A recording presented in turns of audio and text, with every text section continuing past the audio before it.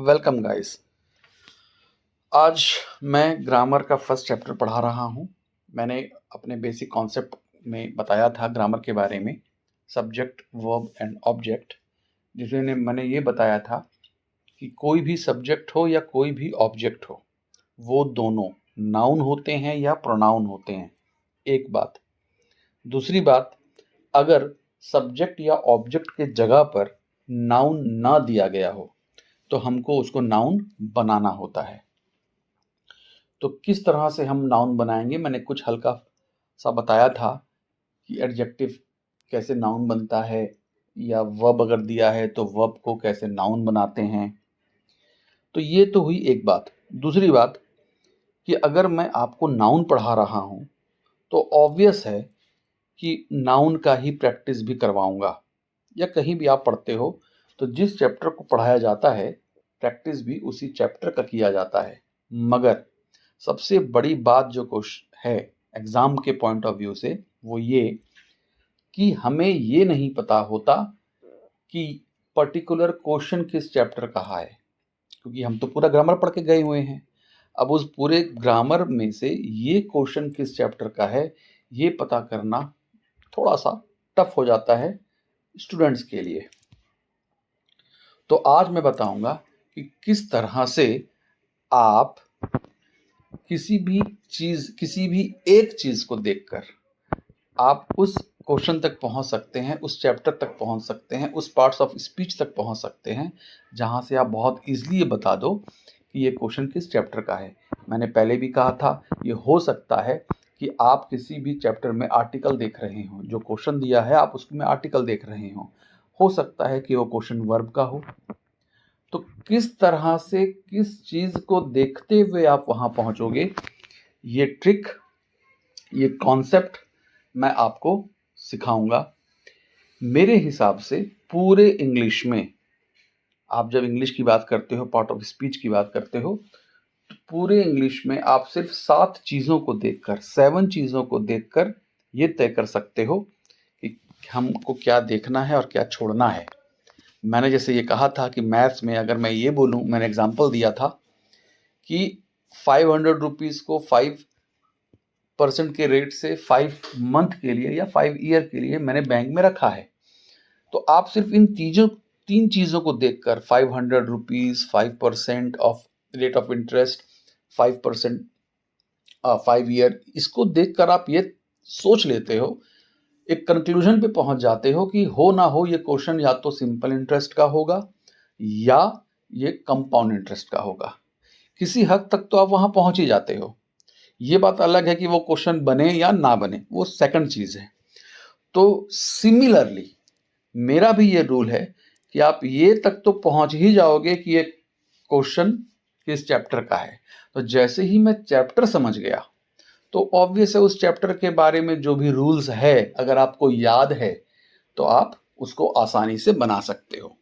मैं यहाँ पर एक बात बहुत क्लियर कर दूं, ध्यान से सुनिए कि ये मेरा अप्रोच वही लोग तुरंत समझ पाएंगे जिनको ये कम से कम पता है कि नाउन किसको बोलते हैं, एडजेक्टिव किसको बोलते हैं, एडवर्ब किसको बोलते हैं, प्रपोजिशंस कौन कौन से हैं, कंजंक्शंस कौन कौन से हैं। ये मैंने अपने फर्स्ट क्लास में, ग्रामर के फर्स्ट क्लास में डील किया था। अगर आपने नहीं देखा है तो पहले उसको देखें, समझें, जहां मैंने बेसिक कॉन्सेप्ट ऑफ ग्रामर के बारे में चर्चा की थी, तब आपको बहुत आसानी से ये समझ में आ जाएगा। तो ये मेरा अप्रोच 1 है। मेरा 7 अप्रोच है, अप्रोच 1 टू अप्रोच 7। ये अगर आप समझ गए तो किसी भी टाइप का क्वेश्चन, या वो कॉमन एरर का हो, इम्प्रूवमेंट का हो, या कोई भी हो, आप आसानी से समझ सकते हो। मैं आज के सेशन में कुछ क्वेश्चंस लूंगा, जैसे मैंने यहाँ क्वेश्चंस लिखे हैं। ये सारे क्वेश्चंस एग्जाम में आए हुए हैं। ये मैं कैसे डील करूंगा, तो एक तरह से ये प्रैक्टिस सेशन भी आप लोगों का हो जाएगा कि आप कैसे समझेंगे कि किस तरह से क्वेश्चन को डील किया जाता है। तो मैंने यहाँ पर कुछ कॉमन एरर के क्वेश्चंस लिए हैं। इसको सॉल्व करने से पहले मैं कुछ समझाऊं, कुछ कॉन्सेप्ट दूं, इसलिए ध्यान से समझिएगा। मैंने यहाँ क्या लिखा है, मैंने यहाँ A N, double A N, triple A N, 4 बार ए है, फिर एन है, 5 बार ए एन है, and so on, and so on. अगर आप ध्यान दें कि यहां पर ए, जो ए है ये बढ़ रहा है, ये ए है क्या? सबसे बड़ी बात तो यह है कि ये मैं ए किस चीज को रिप्रेजेंट कर रहा हूं। तो सबसे पहले यहां पर ए का मतलब मैंने माना है आर्टिकल। सबको पता होगा कि आर्टिकल 3 होते हैं, आर्टिकल 3 होते हैं। कौन कौन से होते हैं मुझे जरूरत तो नहीं है बताने की, लेकिन फिर भी मैं बता रहा हूं। ए, एन एंड द, ये आप लोगों को पता होगा, जिसमें ए और एन जो है इसको इनडिफिनिट कहा जाता है। इनडिफिनिट मतलब जिसको आप निश्चित तौर पर नहीं बता सकते, अनिश्चित। और द क्या होता है? द का मतलब होता है डिफिनिट। द का मतलब होता है डिफिनिट, जो निश्चित है। तो अभी मैं बस इतना ही बता रहा हूं कि ए एन इनडिफिनिट, अनिश्चित, जिसके बारे में हमें जानकारी ना हो, और द का मतलब डिफिनिट, जिसके बारे में जानकारी हो। मतलब कि अगर मैं बोलूं अ पेन, अ पेन, तो पेन के पहले मैंने ए लगाया, तो यहां पर ये समझना होगा किसी को भी, बोलने वाले को भी और सुनने वाले को भी, कि मुझको पेन के बारे में ज्यादा जानकारी नहीं है। वो पेन कैसा है, किसने दिया, किसने खरीदा, किसने बेचा, कहाँ से आया, मुझे इसके बारे में जानकारी नहीं है। लेकिन अगर मैं द पेन, किसी भी सेंटेंस में अगर मैं द पेन बोलता, आई हैव द पेन तो नहीं हो सकता, लेकिन अगर किसी सेंटेंस में द पेन है तो ये समझना होगा कि वो पेन के बारे में हमें जानकारी है। तो ये तो मैं आर्टिकल में, जब मैं आर्टिकल पढ़ाऊंगा पूरा चैप्टर, तब मैं बताऊंगा। आज मैं बस ये बता रहा हूं कि किस तरह से कॉमन एरर का क्वेश्चन सॉल्व किया जाता है। और ये मेरा सेकंड क्लास है। फर्स्ट क्लास में मैंने SVO डील किया था, सब्जेक्ट वर्ब एंड ऑब्जेक्ट, जिसमें मैंने कहा था कि सब्जेक्ट हो या ऑब्जेक्ट हो, दोनों ही नाउन या प्रोनाउन होते हैं। अब क्वेश्चन उससे कैसे डील होगा, तो यहां मैंने क्या बताया, सिंपल कॉन्सेप्ट ये है कि यहां मैंने ए को, जो मैंने ए लिखा है, इस ए को मैंने आर्टिकल माना है। आर्टिकल मतलब ए हो, एन हो या द हो, ए हो, एन हो या द हो। तो बेसिक रूल आर्टिकल का ये होता है कि किसी भी हालत में अगर कोई भी आर्टिकल आया हो, या वो ए हो या वो एन हो, वो या वो द हो, किसी भी हालत में कुछ भी आया हो, तो वो अपने साथ नाउन जरूर लेगा। आप कुछ भी कर लो, आर्टिकल अगर आपको ए, एन या द, इन तीनों में से कोई भी एक मिल जाता है, तो 101% उसके राइट हैंड साइड, उसके राइट, कहीं और नहीं देखना है, उसके राइट हैंड साइड हमको नाउन चाहिए, प्रोनाउन नहीं चाहिए, हमको नाउन ही चाहिए। कुछ भी कर लो, मतलब 1000% की भी मैं बात करूं, अगर मैं 1000% की भी बात करूं, तो आर्टिकल को नाउन ही चाहिए। कहां पे? तो राइट हैंड साइड। तो यानी कि अगर यहां पर, अब सवाल है, अगर मैं ये बोलूं कि ठीक है, यहां पर अगर ये आर्टिकल है तो ये एन फॉर नाउन मान लिया मैंने, तो अब मैंने क्या किया कि अगर ये आर्टिकल है तो बीच में मैंने एक वर्ड रखा, फिर एक नाउन रख दिया, ये भी संभव है। ये आर्टिकल है, फिर मैंने बीच में कोई दो वर्ड रखा, फिर मैंने नाउन ले लिया, ये भी संभव है। ये आर्टिकल है, 3 वर्ड मैंने कोई रखा, फिर मैंने एक नाउन ले लिया।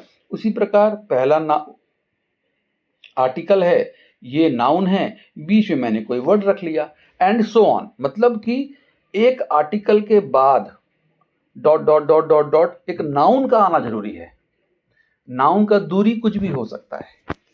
अब लेकिन यहां तो कंफ्यूजन हो सकता है कि नाउन का दूरी हो सकता है, तो हम नाउन कहां तक ढूंढेंगे, क्योंकि एग्जाम में छोटा सा क्वेश्चन तो नहीं रहता, बहुत लंबा लंबा रहता है। यहां पर आर्टिकल है, सपोज कीजिए कि यहां पर एक नाउन है, तो भैया इस नाउन को हम देखेंगे क्या? तो रूल के हिसाब से आर्टिकल को चूंकि नाउन चाहिए तो हम तो इस नाउन तक जाएंगे, लेकिन जब भी, एक बात यहाँ पे मैं नोट करवा दूं, आप इस बात को एकदम लिख लोगे कि जब भी किसी वर्ड के राइट हम अगर कोई दूसरा वर्ड ढूंढते हैं, जैसे मैंने कहा कि आर्टिकल अपने राइट नाउन लेगा ही, तो आगे भी ऐसे कुछ कुछ चीजें होंगी कि अगर ये वर्ड है तो उसके राइट नाउन चाहिए ही, या एडजेक्टिव चाहिए ही, कंजंक्शन चाहिए ही, कुछ भी ऐसा।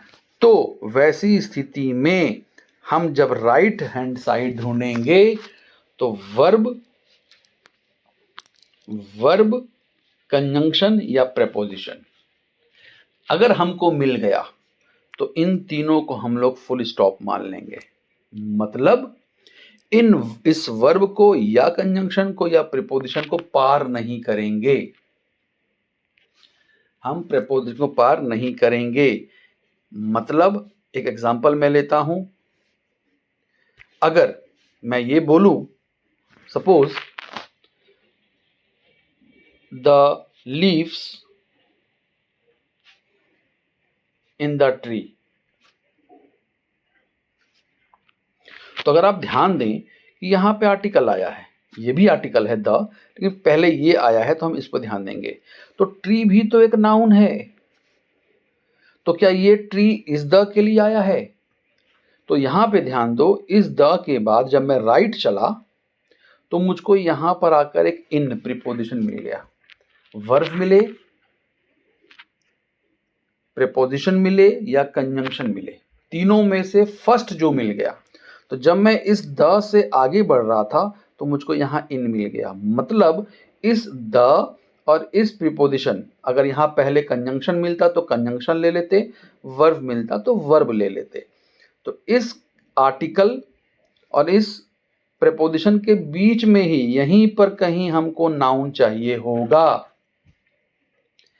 तो अगर आप ध्यान दें कि यहां तो एक ही सिंगल वर्ड है इस द और इस इन के बीच में, तो इस सिंगल वर्ड को ही नाउन बनना होगा। तो बस चेक कर लो ये नाउन है कि नहीं। तो लीव्स, लीव्स माने पत्ते, पत्ता, पत्तियां, जो बोलिए। तो मैंने कहा था नाउन का मतलब जो आपको दिखता है और जिसका एक नाम होता है। तो क्या कभी हम लोगों ने पत्ता देखा है? बिल्कुल देखा है। क्या पत्ता हम किसी भी चीज को बोल देते हैं? बिल्कुल नहीं। पत्ता का मतलब दिमाग में आता है वो ग्रीन होगा, पेड़ पे लगा हुआ होगा। हम उसके फूल को पत्ता नहीं बोल सकते, उसके कली को पत्ता नहीं बोल सकते। तो चूंकि ये दिख रहा है, उसका एक नाम है, इसलिए ये नाउन है। इट मीन्स कि यहां तक तो हमको कोई दिक्कत नहीं है।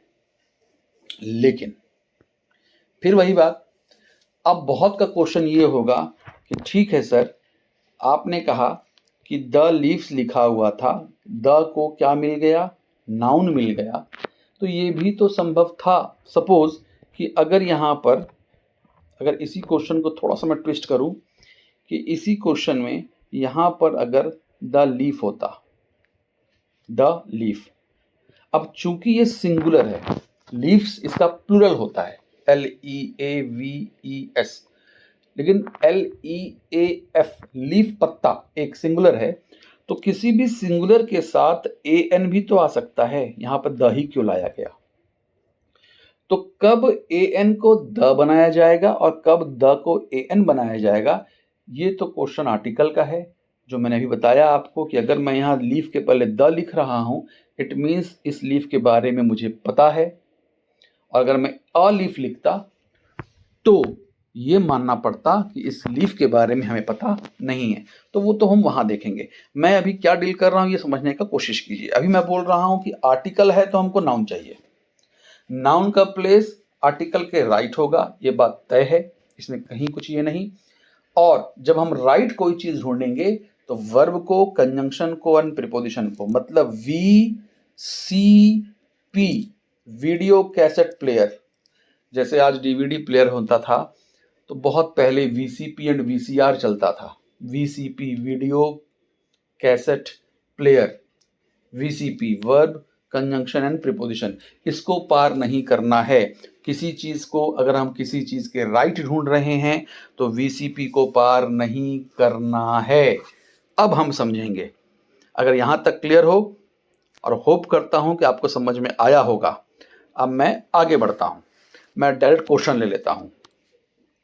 बहुत ध्यान से देखोगे, बहुत ही मज़ा आने वाला है, और ऐसा कॉन्सेप्ट आपने पहले कभी नहीं सुना होगा, ये भी तय है।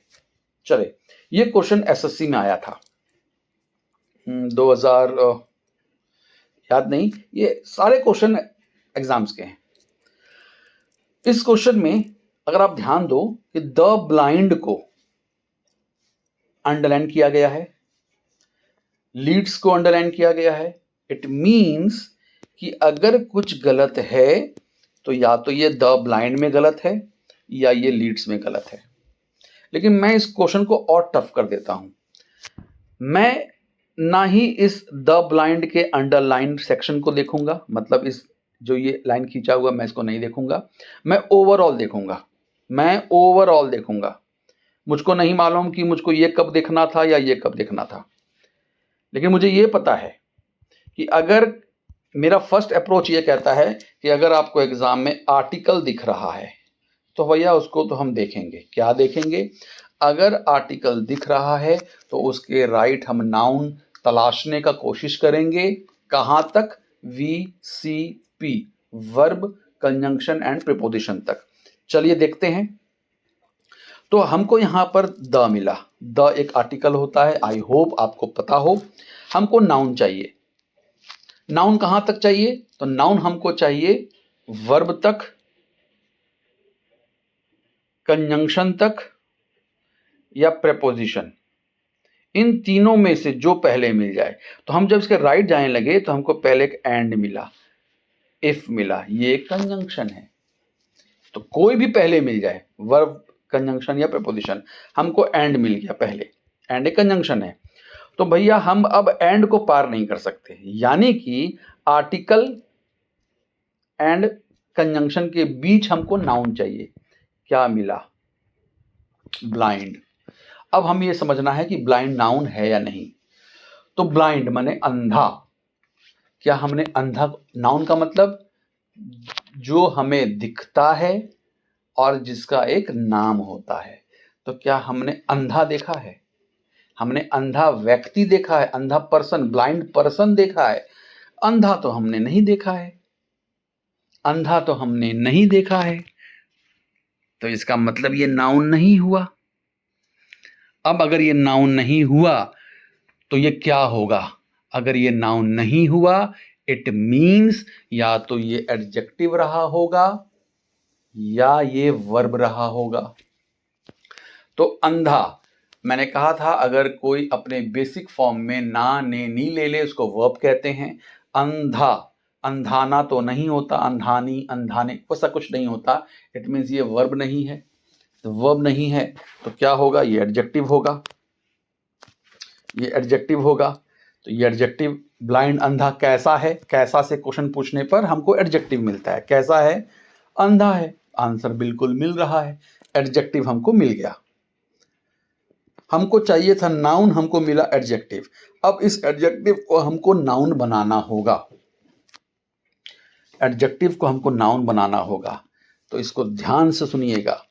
अगर किसी एडजेक्टिव को नाउन बनाना है तो सबसे पहले ये तय करेंगे कि क्या वो एडजेक्टिव किसी ह्यूमन बीइंग को शो कर रहा है। दे be blind leaders of the blind, leaders of the blind. Leader कौन होगा? लीडर होंगे व्यक्ति, पर्सन, इंसान। तो ह्यूमन बीइंग तो हैं, पहली बात। दूसरी बात कि वो एडजेक्टिव नाउन बन सकता है अगर वो ह्यूमन बीइंग की बात करे। तो यहां तो फर्स्ट मेरा कंडीशन फुलफिल हो रहा है। और सेकंड कंडीशन में कि अगर उसको मैं नाउन बनाना चाहता हूं तो सेकंड कंडीशन मैं उसमें द लगाऊंगा, अगर वो ह्यूमन बीइंग की बात कर रहा है। तो अगर आप ध्यान देखें यहां पहले से ही द लगा हुआ है, अभी सही नहीं मान लेना है। पहला कंडीशन ह्यूमन बीइंग हो तो यहां लीडर्स वर्ड बता रहा है कि हम ह्यूमन बीइंग की बात कर रहे हैं। तो इसको हम बना सकते हैं क्या? नाउन। कैसे? द लगाकर। बिल्कुल द लगा। लेकिन जब ये दोनों कंडीशन फुलफिल हैं या हो जाएंगे तो ये हमेशा नाउन तो बनेगा, लेकिन ये प्लूरल नाउन बनेगा। ये प्लूरल नाउन बनेगा। ये बात को ध्यान रखना है। इट मीन्स यहां पे जो द ब्लाइंड लिखा है, द ब्लाइंड लिखा है, ये प्लूरल नाउन बन गया। ठीक है, बन सकता है, कोई टेंशन नहीं, बन गया। आगे जाते हैं। फिर हमको यहां पर द मिला। अब अगर आप ध्यान दो, यहां पर इस द को गलती नहीं माना गया है। इस द में तो हम लोगों को अंडरलाइन दिया गया था, इसमें तो नहीं दिया गया। लेकिन मैं देख क्यों रहा हूं? क्योंकि आर्टिकल देखना है। मेरे अप्रोच फर्स्ट के अनुसार आर्टिकल देखना है। क्या? कि आर्टिकल अपने बाद क्या लेगा? नाउन लेगा। कहां तक? फिर वही चीज, वीसीपी तक। तो ये रहा आर्टिकल। हम वीसीपी ढूंढने गए, लीड्स वर्ब होता है। लीड करना मतलब आगे आगे चलना, आगे चलना। ना आया वर्ब। अब इसके आगे हम नहीं जा सकते। इस आर्टिकल के नाउन ढूंढने के लिए हम इस वर्ब के आगे नहीं जा सकते। हमको वर्ब मिल चुका। यानी कि अब इस आर्टिकल और इस वर्ब के बीच में कितना वर्ड है? एक वर्ड है। अरे सिंगल वर्ड है, तो उस वर्ड को ही नाउन बनना होगा। तो देखते हैं ब्लाइंड। मैंने अभी कहा कि यहां भी ब्लाइंड था, तो ब्लाइंड एडजेक्टिव है, नाउन बन सकता है। कंडीशन, वो दो कंडीशंस को फुलफिल करेगा। पहला, वो आदमी को शो करे। तो यहां पर लीड्स वर्ब है। लीड माने आगे चलना। कौन लीड कर रहा है? तो ब्लाइंड लीड कर रहे हैं, माने आदमी की बात हो रही है। कुत्ता बिल्ली तो लीड नहीं कर रहा होगा, कोई नॉन लिविंग थिंग तो लीड नहीं कर रहा होगा। तो ये बात यहाँ पे क्लियर हो गया कि यहाँ पे ह्यूमन बीइंग की बात कर रहा है। नंबर 2, एडजेक्टिव अगर ह्यूमन बीइंग की बात कर रहा है तो वो नाउन बन सकता है, प्रोवाइडेड दैट वो द ले। यहाँ द भी लिया है। जब दोनों कंडीशन को फुलफिल करेगा तो वह प्लूरल नाउन बनेगा। इट मीन्स यहां पर द ब्लाइंड का मतलब क्या हो गया? अंधे लोग, ब्लाइंड पीपल। क्या हो गया? Blind people. यहां तक कोई दिक्कत हमको नहीं है। अब ये वर्ब जो है, ये अगर वर्ब है तो ये पीछे सब्जेक्ट लेगा और अपने आगे ओ लेगा। ये मैंने पहले क्लास में आपको बता चुका हूं मैं ऑलरेडी। तो चूंकि इस वर्ब का जो सब्जेक्ट है वो क्या है? प्लूरल नाउन है, तो वर्ब भी क्या होगा? प्लूरल होगा। तो क्या ये वर्ब प्लूरल है? जी नहीं। इसको समझने की कोशिश करो। अगर मैं सिंपल भाषा में पूछूं कि इज और आर में क्या डिफरेंस होता है, तो आप देखो, सबको पता होगा कि इज सिंगुलर होता है, आर प्लूरल। अगर मैं पूछूं क्यों, तो इसका सीधा जवाब है, किसी भी वर्ड के अंत में अगर एस है तो वो सिंगुलर है। तो ये सिंगुलर है, इसके अंत में एस नहीं है, ये प्लूरल है। आप कोई दूसरा भी एग्जांपल ले सकते हो, हैज़ और हैव। हैज़ और हैव, इसके अंत में एस है, ये सिंगुलर होगा। ये ई है, ये प्लूरल होगा। तो उसी प्रकार यहाँ पर एस है तो ये सिंगुलर होगा। अगर एस नहीं होता तो ये प्लूरल होता। अब चूंकि सब्जेक्ट प्लूरल है, सब्जेक्ट प्लूरल है, तो वर्ब भी प्लूरल होगा। इट मीन्स कि इस लीड्स को हम क्या करेंगे? लीड कर देंगे। क्या कर देंगे? लीड कर देंगे। इस एस को यहां से हटा देंगे, यानी कि बी नंबर मेरा ऑप्शन आंसर होगा।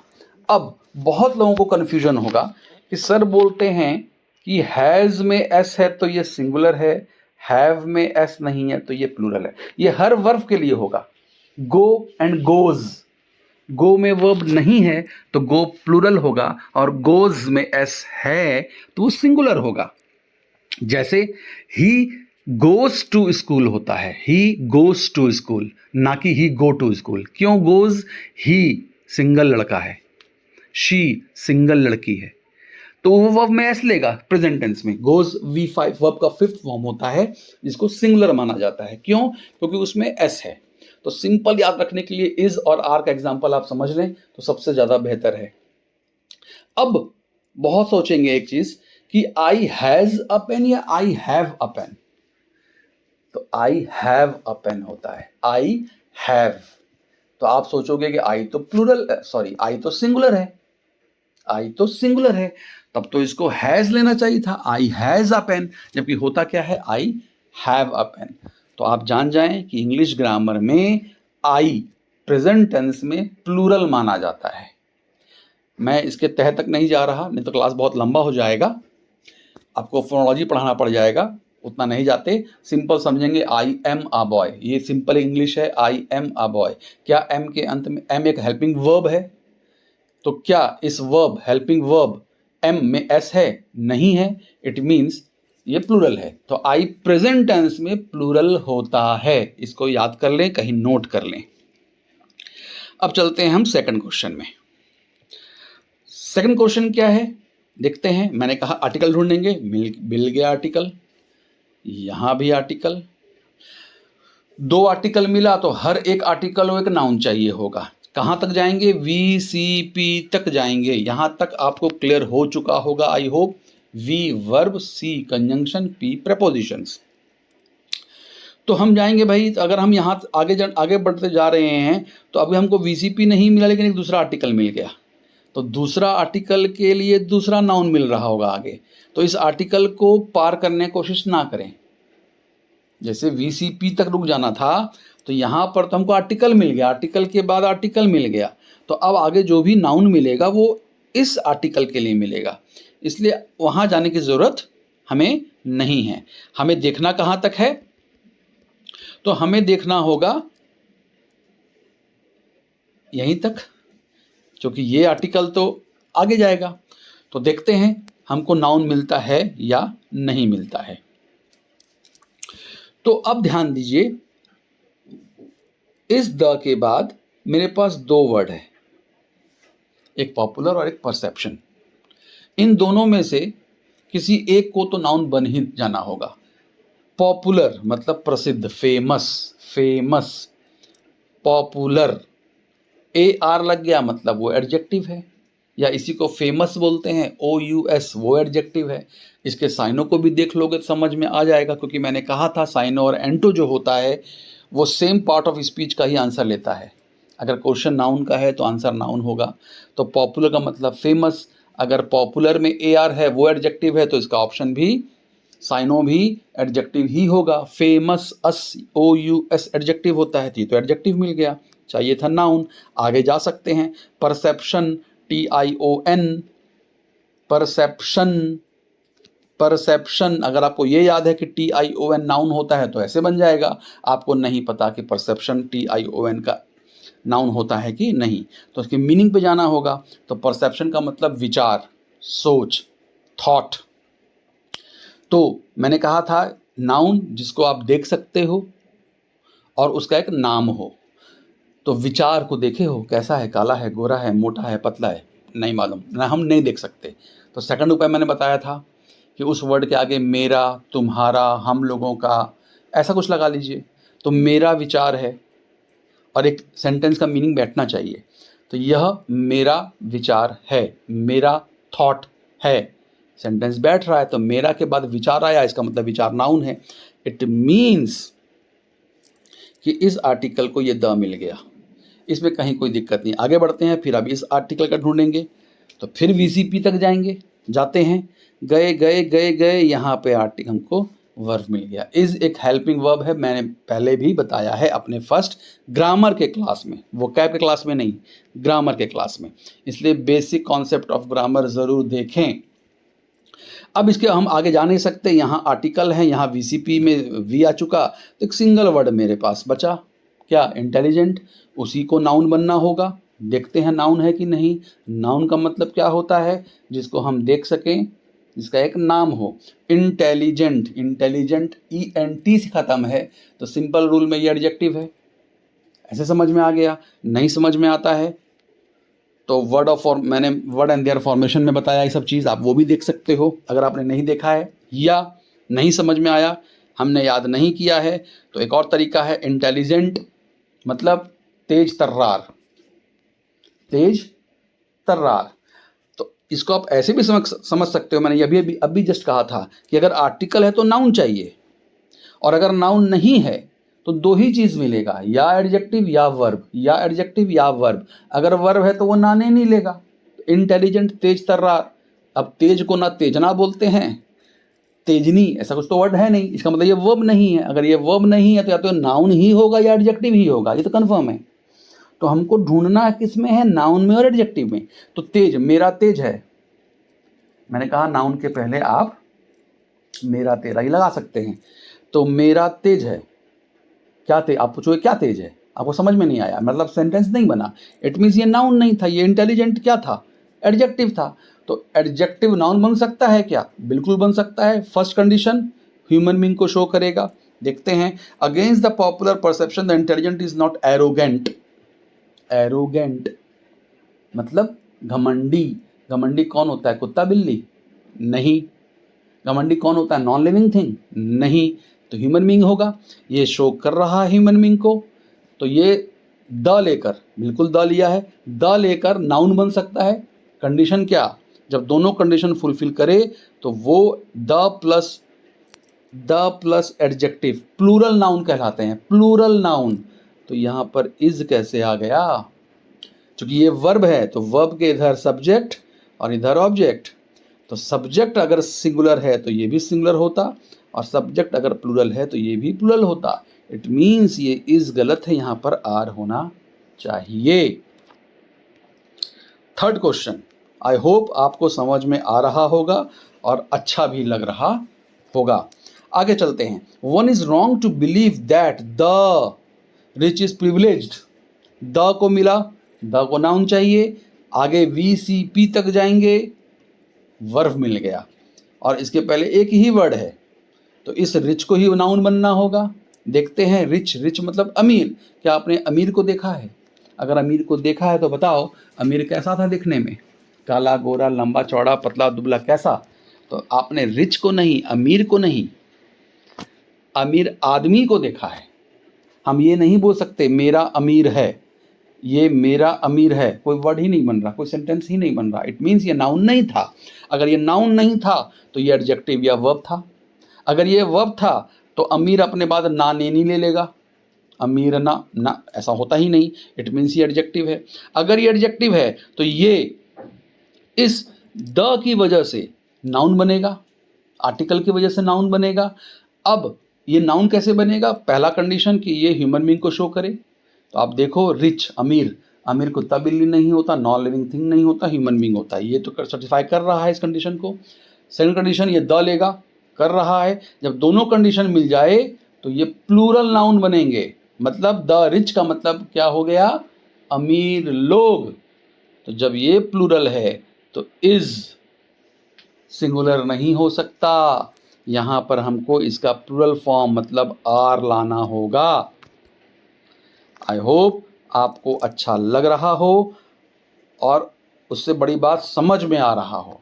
ये सारे क्वेश्चन एग्ज़ाम में आए हुए हैं, आप गूगल में सर्च कर सकते हो।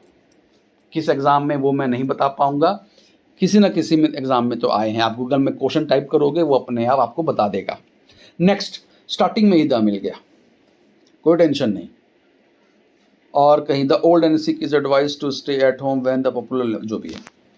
अब चूंकि यहाँ द मिल गया तो आगे जाएंगे, एंड मिल गया कंजंक्शन, उसके पहले ओल्ड अकेला है। अगर ये ओल्ड किसी चीज़ को शो कर रहा है तब तो हम इसको नाउन नहीं बना पाएंगे, लेकिन अगर ये ओल्ड किसी आदमी को शो कर रहा है तब ये ओल्ड द लेकर प्लूरल नाउन बनेगा। चेक करते हैं, the old and sick is advised, इन लोगों को, द सिक एंड ओल्ड को एडवाइज्ड दिया जा रहा है, एडवाइज दिया जा रहा है। इसका मतलब एडवाइस हम कुत्ता बिल्ली को तो एनिमल्स को दे नहीं सकते, नॉन लिविंग को दे नहीं सकते। इट मीन्स ये आदमी हैं। अगर ये आदमी हैं तो ये द लेकर प्लूरल नाउन बनेंगे। बन गए प्लूरल नाउन, द ले चुका है, फिर इज कहाँ से आया, यहाँ पर भी आर होगा। Next question, many people have the perception believe that the rich is. तो पहला है कि द को नाउन चाहिए, बिलीव वर्ब है, इसको पार नहीं कर सकते। आगे से बढ़ नहीं सकते, तो सिंगल वर्ड परसेप्शन ऊपर भी आया था, TION वाले नाउन होते हैं। इट मीन्स कि जो द था, जो द है उसको नाउन मिल गया, कोई दिक्कत नहीं। अब इस द को नाउन चाहिए, इसका हम नाउन ढूंढने बैठे तो हमको इज मिला, VCP पार नहीं कर सकते, इसको हम आगे नहीं बढ़ सकते, तो रिच को नाउन बनना होगा। मैंने अभी ऊपर डील किया कि रिच एडजेक्टिव होता है, अगर ये आदमी को शो करेगा तो ये द लेकर प्लूरल नाउन बनेगा। द लिया है, इट मीन्स ये प्लूरल नाउन है। अगर ये प्लूरल नाउन है तो इज, ये इज गलत है, यहाँ पर आर होगा। आई होप आपको समझ में आया हो। ये मेरा फर्स्ट अप्रोच है। मैं ऐसे ही आपको 7 अप्रोचेस बताऊंगा। अभी ये ख़त्म नहीं हुआ है, ये क्लास और भी आगे रहेगा, लेकिन चूंकि मैं आज अगर सारा क्वेश्चन डील करूं तो ये लंबा चला जाएगा, इसलिए मैं आज इतना ही 5 क्वेश्चन डील कर रहा हूं। अगला मैं अगले सेशन में आगे क्वेश्चन को डील करूंगा। लेकिन अगर आप ये वीडियो देख रहे हैं तो इस 5 क्वेश्चन को लिखकर समझने का कोशिश करें, बहुत इजी है। इस तरह से ही सारे कॉमन एरर सॉल्व होते हैं। सिर्फ 7 तरीका है, 7 ट्रिक है, आप जो इसका नाम ले लो। 7 कॉन्सेप्ट है, 7 ट्रिक है, 7 अप्रोच है। मैं इसको अप्रोच कहता हूँ। आई होप आपको अच्छा लगा हो। अच्छा लगा हो तो कमेंट ज़रूर करें, नए हो तो सब्सक्राइब ज़रूर करें, और बताएं आपको मज़ा आ रहा है या नहीं, आपके लिए फ्रूटफुल है कि नहीं, सबसे बड़ी बात। क्योंकि एग्ज़ाम में मैं बार बार ये बात अपने सारे स्टूडेंट्स को कहता हूँ कि आपको मैंने जो 7 अप्रोच बताया है, आप उस अप्रोच से चलो, इधर उधर मत भटको। किसी भी तरह का कोई भी क्वेश्चन हो, रीडिंग कॉम्प्रिहेंशन क्यों ना हो, वो भी इसी अप्रोच से बनेगा। हर चीज़ का एक लिमिटेशन होता है, एग्जामिनर उससे बाहर नहीं जा सकता। 2 + 2 = 4 ही होगा, 5 6 7 8 नहीं हो सकता। उसको मैं 2 + 2 बोलूँ, 1 + 3 बोलूँ, 3 + 1 बोलूँ, कुछ भी बोलूँ, आंसर इज 4। तो उसी तरह से इंग्लिश में भी यही कॉन्सेप्ट काम करता है। आज के लिए इतना ही गाइज। अच्छा लगा हो तो कमेंट ज़रूर करें, ताकि मैं भी मोटिवेट हूँ कि मैं आगे अच्छा अच्छा वीडियो बना सकूँ आप लोगों के लिए, जो आपके लिए फ्रूटफुल हो। आज के लिए इतना ही। Bye guys.